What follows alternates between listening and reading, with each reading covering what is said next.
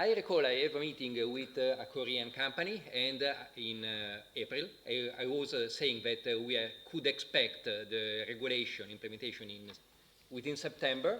They thought it was translation mistakes because they used to think that implementation are usually coming before the law to be implemented.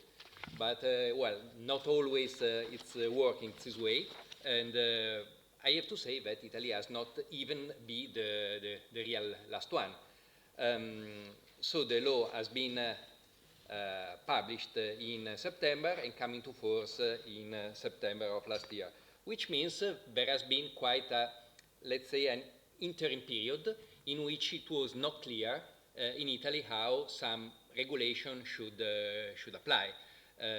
Which is a possible, another reason for which the Data Protection Authority, the Garante, has not started immediately to enforce in a very severe way.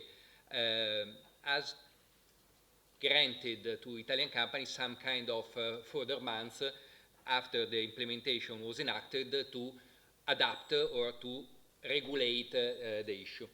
Another point, and this is something we Italians do really better, make everything more complex than necessary.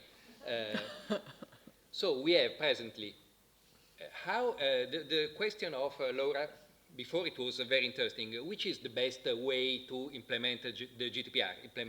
GDPR is self-implementing. You just could say, read the GDPR and apply it. In Italy, we make something better. We make an implementation which is amending the privacy code and all together with the GDPR. So presently we have not two laws to be enacted, to be enforced, but three.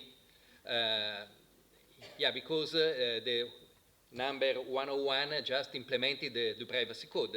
Now the privacy code is some kind of futuristic art, because half of the article are said null and void, but still is existing. So we, as a lawyer, we try to figure out which is exactly the framework and to combine the regulation, don't forgetting that the real regulation is, of course, the GDPR.